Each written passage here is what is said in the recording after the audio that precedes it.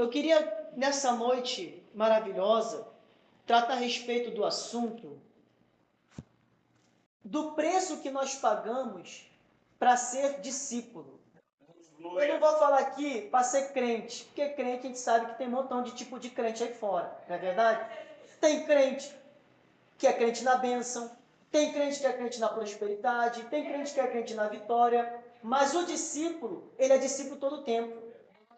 Todas as estações do ano que ele enfrentar, ele vai continuar sendo discípulo. Na primavera, no outono, no inverno, no verão, com levante, sem levante, com saúde, sem saúde, com vitória, sem vitória. O discípulo, a característica do discípulo é o amor ao mestre.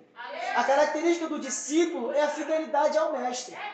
E quando Deus falou comigo essa mensagem, eu queria, o desejo do meu coração era pregar uma mensagem sobre felicidade matrimonial, falar a respeito de completar anos de vida. Mas o Senhor colocou esse texto no meu coração e quando eu li ele, eu não entendi. O que tem a ver um culto de ação de graça, um culto onde nós vamos comemorar o aniversário do nosso irmão, presbítero Júlio, e o aniversário da união dele com a sua esposa.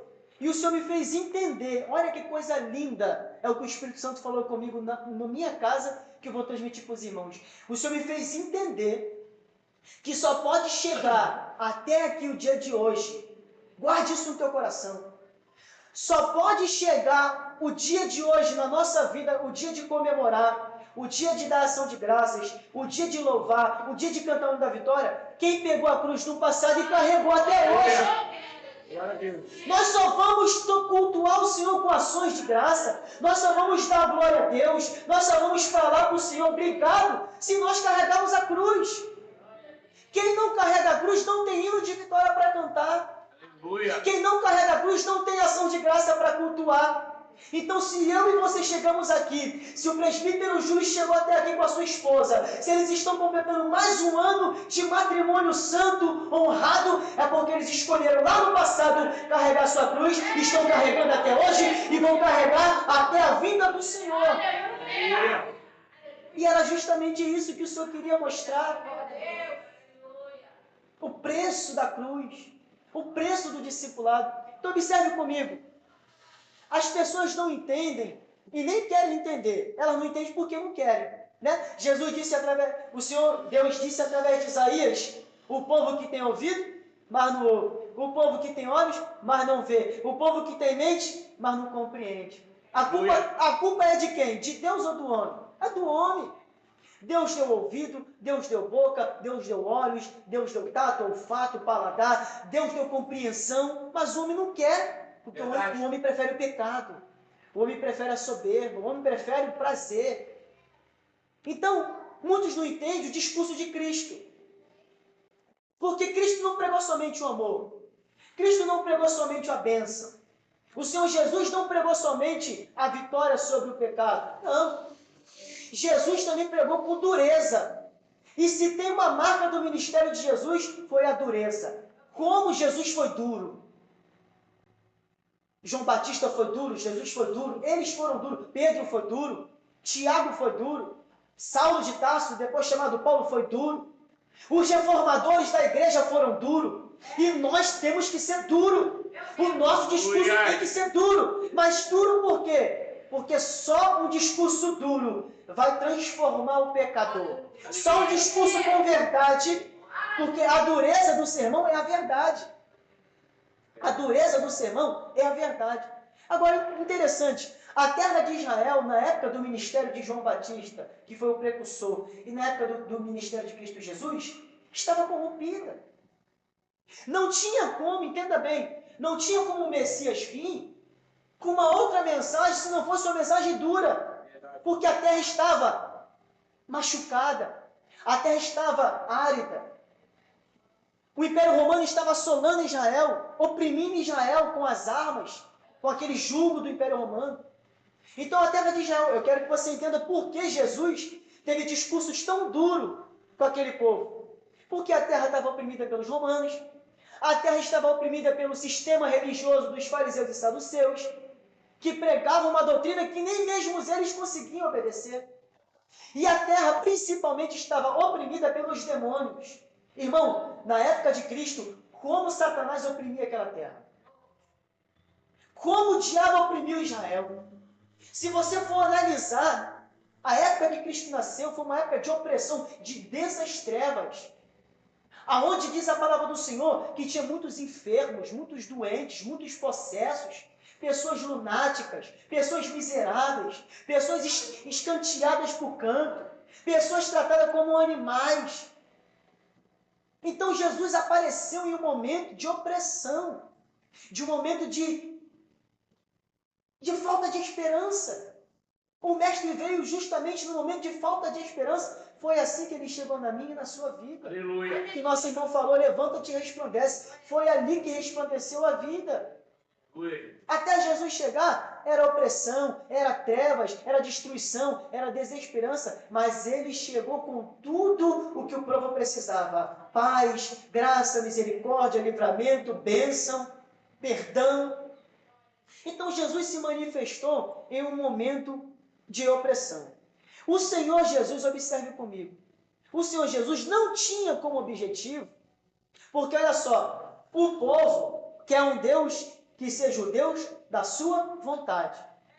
O povo não quer se submeter à vontade de Deus, o povo quer que Deus se submeta à sua vontade. Então, Jesus não se manifestou para ser conhecido e reconhecido como o Deus da cura. Não. Jesus não se manifestou, e aqui é lindo e maravilhoso, para ser conhecido e reconhecido como o Deus da bênção. Jesus não se manifestou para ser conhecido e reconhecido como Deus de milagre. Jesus não se manifestou para ser conhecido e reconhecido como Deus que dá a palavra e tudo se faz. Não. Jesus se manifestou para ser conhecido e reconhecido como mestre, como rabi, cujo conhecimento, cuja palavra e ensinamento trazia vida, trazia salvação e o mais importante, o perdão. O objetivo de Jesus era ser conhecido pela sua palavra. O objetivo de Jesus era ser conhecido pelo seu sermão. O objetivo de Jesus era ser conhecido pelos seus ensinamentos. Jesus sempre deixou claro que o que ele queria que o povo soubesse é que ele era o mestre. Em dado momento ele diz assim: vocês dizeis mestre, e dizei bem, porque eu sou. Vocês me chamais de mestre, rabi, raboni, e vocês dizem bem, porque eu sou o mestre, eu sou o orientador de Deus, eu sou o pregador da justiça, eu sou aquele que é a verdade, o caminho, a vida, eu sou a esperança de Israel. Então Jesus queria que ele fosse conhecido como mestre, porque há muitos anos o povo tinha perdido o mestre. Já não tinha mais mestres, porque o mestre, ele tem que ter compromisso com a sua palavra e com seus ouvintes. Os fariseus eram mestres. Quem lembra de Nicodemos? Na verdade, Jairo, os doutores da lei, Anás, Caifás, José de Arimateia, Gamaliel, tantos homens mestres, conhecedores da Torá, renomados, mas eles tinham compromisso com a palavra só enquanto falavam. Não tinham compromisso com o público, com os enfermos, com os doentes. Não tinham compromisso com as almas. Jesus, por sua vez, ele tinha compromisso com a palavra e com as almas. E por isso, ele era o bom mestre. Mestre. Por quê? Porque Jesus sabia que a cura não convertia o coração do homem. A libertação da opressão satânica não convertiu o coração do homem. Presta atenção aqui. Jesus sabia que os milagres que ele ia fazer em Cafarnaum, os milagres que ele ia fazer dentro de Jerusalém, a cura do filho da viúva de Naim, a cura dos leprosos, a cura da cegueira de Bartimeu, a libertação do jovem possesso, a libertação do gadareno, a cura da sogra de Pedro, a cura daqueles que viviam na Galileia, nenhum desses milagres era suficiente para libertar as almas. A única coisa que poderia libertar é a verdade. Aleluia. E ele chegou em João 8,32 e diz: conhecereis a verdade, e essa verdade vos libertará. Milagre não salva ninguém. Sinais, prodígios e maravilhas não convertem o coração do homem. Mas a verdade, tão somente a verdade, salva. Por isso que o discurso de Jesus era duro. E é sobre isso que eu quero falar nessa noite. O preço do discipulado. O preço de ser discípulo. Primeiro preço que o discípulo passa para ser discípulo. Aguentar o tranco da dureza de Jesus. Jesus, ele é duro, irmão. Aleluia. Jesus é tão duro, meus irmãos, que ele diz para Éfeso: arrepende-te. Arrepende-te, senão eu virei e removerei o teu candelabro.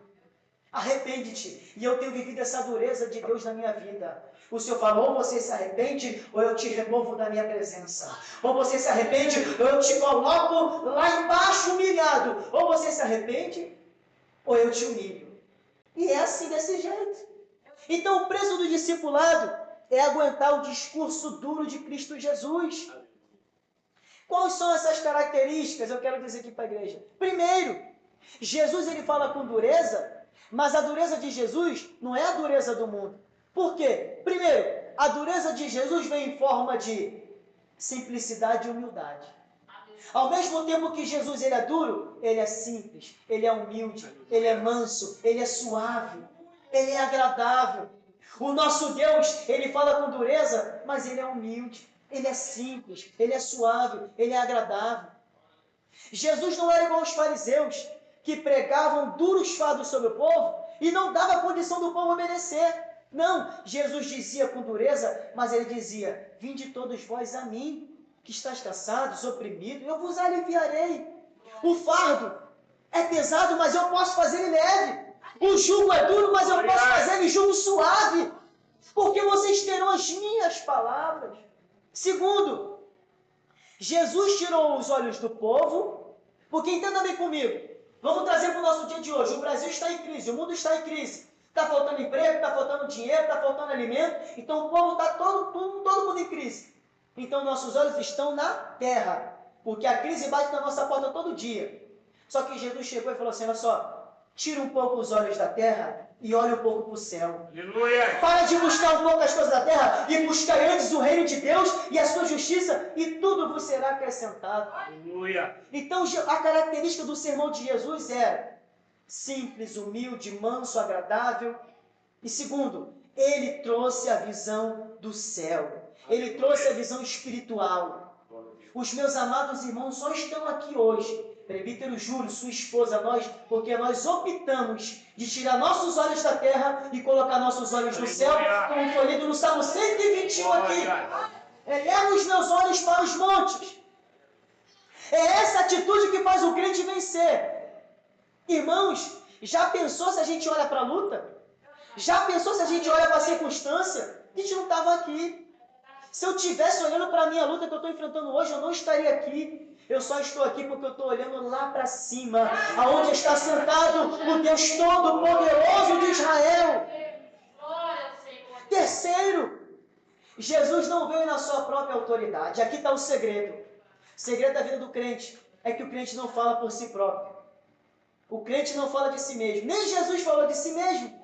Porque ele falou assim, ó: as palavras que eu vos digo, não as digo de mim mesmo, mas os digo porque eu ouvi do Pai.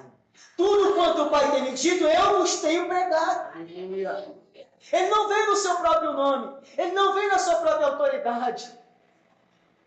Quando os fariseus questionaram o Senhor e falaram assim: você está dizendo de você mesmo, João capítulo 8. Você está dizendo no seu nome. Jesus falou assim: não estou dizendo no meu nome não. Tem um que é maior que eu, e esse ele testifica de mim. Então, o segredo do sermão de Jesus é que o sermão dele estava baseado na lei, nos salmos e nos profetas, que era a Bíblia daqueles dias. Quarto, Jesus com seu sermão, ele confrontava o pecado e a religiosidade. Então, eu quero que os irmãos entendam que tomara que Deus tenha te dado graça para você entender o que eu estou falando. Primeiro, a palavra de Jesus era simples e humilde. Segundo, priorizava o espiritual e não o material. Terceiro, baseava-se na lei do Senhor Deus, os salmos, os profetas e a lei. E quarto, confrontava o pecado e a falsa religião. Então, o preço do discipulado que a gente tem que enfrentar é esse: aguentar o tranco do discurso do Senhor. É estar disposto a ouvir Deus nos repreender. Quantas vezes ao longo desses anos de casamento o Senhor não tratou com vocês dois para vocês chegarem até aqui? Quantas vezes ao longo desses anos o Senhor não teve que consertar, o Senhor não teve que ferir, o Senhor não teve que apertar, o Senhor não teve que permitir um levante, o Senhor não teve que permitir vir uma notícia ruim por amor de nós para nos fazer chegar até aqui. Aleluia. É Ele que permite. Segundo, o preço do discipulado. Irmãos, eu quero que os irmãos entendam que os irmãos estão aqui porque os irmãos optaram ser fiel. Aleluia. Ninguém está aqui por ocasião, não. Ninguém está aqui porque caiu de paraquedas hoje no culto de ação de graça, não. Vocês têm uma caminhada, eu tenho uma caminhada. E a nossa caminhada começou lá atrás, quando a gente levantou a mão e disse: eu entrego a minha vida ao Senhor e Salvador Jesus Cristo, escreve meu nome no livro da vida e me ajuda a caminhar, me ajuda a buscar, me ajuda a ser fiel. Me ajuda, Jesus. E ele disse: eu te ajudarei. E você irá romper. Você irá vencer. Então o preço do discipulado é submeter-se aos seus ensinos. Agora aqui, detalhe. Olha o que diz o verso. Olha o que diz o verso 25. Ora, ia com ele uma grande multidão. Observe comigo. Ora, ia com ele uma grande multidão. E ele, virando-se para a multidão, disse: olha que coisa tremenda. Não estava andando com Jesus somente os discípulos, 12. Não estava andando com Jesus somente os 70, os enviados. Não estava andando com Jesus somente os mais íntimos. Não. Estava andando com ele uma grande multidão. Uma grande multidão. Agora aqui há um grande detalhe. Tinha discípulo, tinha os apóstolos, que eram os discípulos, porque a grande diferença de discípulo e apóstolo. Discípulo é todo aquele que segue. Apóstolo é aquele que ele escolheu no particular. Então tinha os discípulos, aqueles que o seguiam, tinha os 12 apóstolos que ele havia escolhido a dedo, e tinha uma grande multidão que seguia ele. Agora interessante, a multidão seguia Jesus pelos sinais. A multidão seguia Jesus pelas maravilhas. A multidão seguia Jesus por causa da cura, da libertação. A multidão seguia Jesus por causa daquilo que ele poderia proporcionar. Essa é a característica da multidão. Observe aqui. A característica da multidão era caracterizada pelo que Jesus poderia fazer. Amém? A característica do discípulo era pelo que Jesus falava. Cativou eles. Jesus falava, aquilo ali cativou. Quando Jesus entrou na sinagoga de Cafarnaum, expulsou o demônio daquele jovem possesso, no final, quando Jesus expulsou o demônio agitou, gritou e saiu, quem estava na sinagoga disse assim: que nova doutrina é essa? Que novo ensinamento é esse, dado com autoridade, que até os demônios se submetem? Então o discípulo é aquele que ficou cativado pela doutrina. Só que os apóstolos, ele não estava com Cristo nem pelos sinais e nem somente pela doutrina. Os apóstolos estavam com Cristo pela pessoa de Jesus. A multidão está pelos sinais, o discípulo está pelos ensinos, mas os apóstolos estão pela pessoa. E aqui está o segredo. Eu não sigo o meu Jesus por causa do que ele pode fazer, porque ele pode fazer mesmo. Eu não sigo porque eu achei legal a Bíblia. Eu sigo por quem ele é. Aleluia.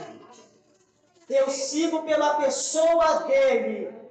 Porque no dia que ele ficar em silêncio, eu vou estar seguindo a ele. No dia que ele não operar maravilha, eu vou estar continuando seguindo a ele. No dia que ele não me responder conforme eu quero, eu vou continuar seguindo a ele. Porque eu não sou multidão, não sou também somente um discípulo. Eu sou um apóstolo. A igreja, nós somos a igreja apostólica. Então o preço do discipulado é se submeter aos ensinos. O preço do discipulado é priorizar a pessoa de Jesus. O preço do discipulado é renunciar à sua própria vida. O preço do discipulado é se dedicar à obra de Deus. O preço do discipulado, eu vou me submeter à palavra. É a palavra que vai dizer o que eu sou, o que eu posso, o que eu faço. O preço do discipulado, eu vou priorizar Jesus. Aí Jesus diz assim, olha o que ele diz. E disse à multidão: se alguém vier a mim e não aborrecer pai, mãe, mulher, filhos e filhas, irmãos, como também a sua própria vida, não pode ser meu discípulo. Irmãos, essa palavra é muito dura. Porque em momento algum, a lei de Moisés mandava o homem abrir mão da sua família. Aqui Jesus está falando para o homem abrir mão da sua família. Em momento algum, a lei de Moisés mandou o homem abrir mão do pai e da mãe. Jesus aqui está mandando abrir mão do pai e da mãe. Em momento algum, a lei de Moisés mandou o homem abrir mão dos seus irmãos. Aqui Jesus está mandando abrir mão dos seus irmãos. Por quê? Por quê? Porque o discurso de Jesus foi mais duro do que o de Moisés. Porque Jesus estava querendo dizer, a luta que a igreja vai enfrentar, a luta que os discípulos vão enfrentar, a luta que está por vir sobre vós, só alguém que abre mão de tudo vai poder suportar. Aleluia. Só alguém que abre mão de tudo vai poder aguentar. Só alguém que abre mão de tudo vai poder vencer. Só alguém que me colocar no centro vai suportar. Por isso, muitos começaram e não estão mais no caminho. Não botaram ele como prioridade. Não aguentaram o seu discurso. Não aguentaram, não adulterarás, não matarás, não roubarás, não cobiçarás a mulher do teu próximo. Não darás falso testemunho, não mentirás. Não jurarás em vão o nome do Senhor. Porque o discurso é duro. E só quem se submete ao seu discurso vence.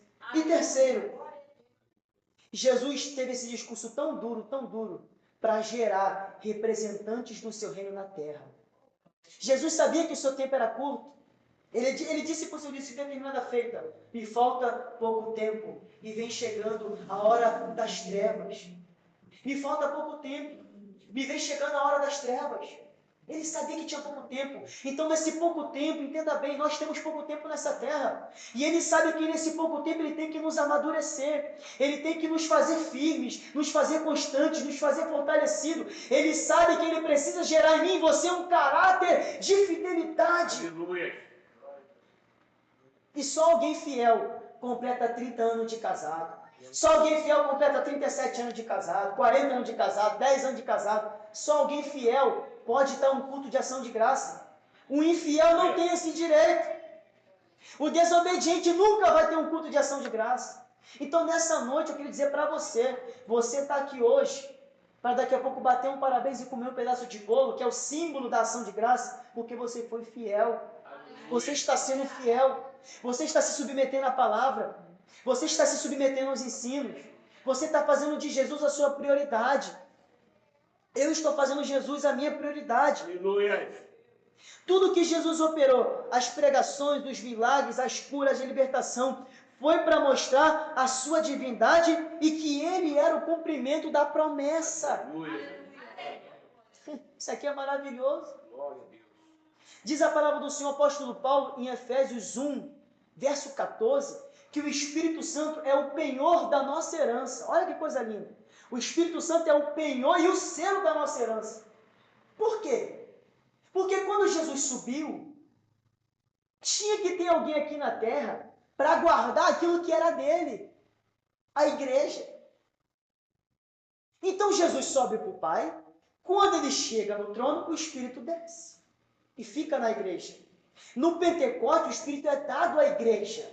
E está com a igreja até o dia que Jesus voltar. Por quê? Porque Jesus e o Pai estão no céu e o Espírito está na terra. Então o diabo olha para a igreja e vê que a igreja é de Cristo, porque o Espírito está na igreja. Os demônios olham para a terra e quando vê a igreja, eles sabem que aquele povo ali é de Deus. Por quê? Porque tem o Espírito de Deus. O apóstolo João diz, todo aquele que é de Deus tem o Espírito Santo. E se alguém não tem o Espírito Santo, esse não é de Deus. Esse não lhe pertence. Então a cruz que Jesus está dizendo, é o que nos dá o Espírito Santo. Então Jesus sobe, envia o Espírito e o Espírito diz, é minha igreja, é minha, é meu. Você não toca, você não envergonha, você não faz fracassar, você não mata, você não destrói. Deus está todo dia dizendo para o inferno, a minha igreja vocês não tocam. O que Jesus disse para Pedro? Sob esta pedra edificarei a minha igreja e as portas do inferno não vão prevalecer. Não vão prevalecer. Não vão prevalecer porque é a minha igreja. Então Jesus, com o seu discurso, ele queria gerar na vida daqueles homens, e gerou, muito bem gerado, porque 12 homens, fora as mulheres, né? Não vamos descartar elas, 12 homens, mais aquelas mulheres, porque Judas saiu, mas foi colocado Matias, 12 homens, mais aquelas mulheres, fizeram o extraordinário de Deus na terra. De 12 foi para 120, de 120 foi para 3.000, de 3.000 foi para 5.000, e hoje ninguém pode contar. Jesus gerou na vida daqueles homens algo extraordinário. Mas ele gerou esse extraordinário com um discurso duro. João capítulo 6, Jesus tem um discurso duro que a carne dele seria comida e o seu sangue seria bebido. Discurso duríssimo. E ali diz a palavra do Senhor, e muitos dos que o seguiam, observe, em João 6, já não é mais a multidão, já eram os seus seguidores. E muitos dos que o seguiam começaram a deixá-lo. E Jesus indignado, porque aqueles homens estavam deixando. Ou você acha que Deus não se indigna quando alguém abandona ele? Fica indignado. Ele chega a dizer em Jeremias, ele fala assim, o que fizeu a vós? Em que vos enfadei? Vos enfadei para que vós me abandonaste. Ele chega a perguntar, o que eu errei? O que eu fiz de errado para que vocês me abandonassem, Israel? Se foi eu que te achei no ermo, se foi eu que te limpei, se foi eu que te ataviei, se foi eu que te coloquei na minha presença, se foi eu que te vesti como uma virgem. Então Deus se indigna. Então Jesus indignado, estou encerrando. Ele diz assim para o seu discípulo, os mais próximos, quereis vós ir também? Ou seja, a porta continua aberta para entrar e para sair. A porta do reino está aberta para quem entra e para quem sai. Muitos vão entrar, muitos vão sair. Quereis vós ir também? Aí Pedro, que estava sendo gerado, que estava sendo transformado, disse, Senhor, não faça isso. Para quem iremos nós? Só tu tens palavra de vida eterna. Aleluia. E com certeza Jesus se alegrou, porque viu em Pedro maturidade para reconhecer que não é milagre, não é cura, não é libertação, não é ensinamento, é a pessoa. Eu ouvi um pregador falando isso e gravei. Pedro não respondeu, para onde iremos nós? Pedro falou, para quem iremos nós? Quem é pessoa? Onde é lugar? Pedro não está dizendo, Senhor, para onde a gente vai? Para um lugar. Não, para quem? Quem é como tu, Senhor? Quem é semelhante a ti? Deus encarnado. Então Jesus gerou em Pedro a consciência que quem ele era. Para quem iremos nós? Então o crente fiel, ele sofre. O crente fiel, ele é humilhado. O crente fiel, ele é perseguido. Mas em tudo isso, ele não deixa a pessoa de Jesus. E quem não deixa Jesus, tem o hino da vitória para cantar. Quem não deixa Jesus, tem culto de ação de graça para dar. Quem não deixa Jesus, tem testemunho para contar. Então hoje nós estamos comemorando o aniversário do nosso irmão Presbítero Júlio. Hoje nós estamos aqui cultuando a Deus pelo aniversário do seu matrimônio santo, honrado, porque eles dois decidiram seguir Jesus. Eles dois decidiram fazer Jesus a sua prioridade. Quando ela olhava para ele, ela via Jesus. Quando ele olhava para ela, ele via Jesus. E é assim que nós vamos vencer, olhando para Jesus. Ele vai falar com dureza algumas vezes. Ele vai nos repreender. Ele vai tocar na gente algumas vezes. Mas em tudo ele vai ser glorificado. Em tudo nós vamos dar para ele o melhor, o nosso louvor. Então Jesus disse, qualquer que não levar sua cruz e não vir após mim, não pode ser meu discípulo. E ele encerrou. Assim, pois, qualquer de vós que não se renuncia a si mesmo e tudo quanto tem, não pode ser meu discípulo. Irmão, não tem um crente nessa terra, desde o novo convertido até o pastor centenário, não tem um crente nessa terra que não teve que renunciar tudo por Cristo. Todos. É claro que Jesus ele é tão maravilhoso que ele não vai exigir tudo do novo convertido. Não, ele não vai exigir tudo, ele vai exigir pouca coisa do novo convertido. O que ele exige do novo convertido? Fé e confissão. Confissão e fé. Confessar Jesus e ter fé em Jesus. Mas na medida da caminhada, ele vai exigindo. Vai se vestir como crente, vai andar como crente, vai falar como crente, vai agir como crente, vai ir no lugar de crente. Ele vai exigindo a renúncia, vai se comportar como crente, vai viver como crente, já não vai mais fazer coisas que crente não faz. Então ele vai cobrando da gente conforme a gente vai crescendo. Ele vai apertando os botões do cinto da nossa cintura conforme a gente vai amadurecendo. Esse é o nosso Deus. E como a nossa irmã Lindava falou, sempre aprendendo, sempre progredindo. Então se coloque de pé nessa noite.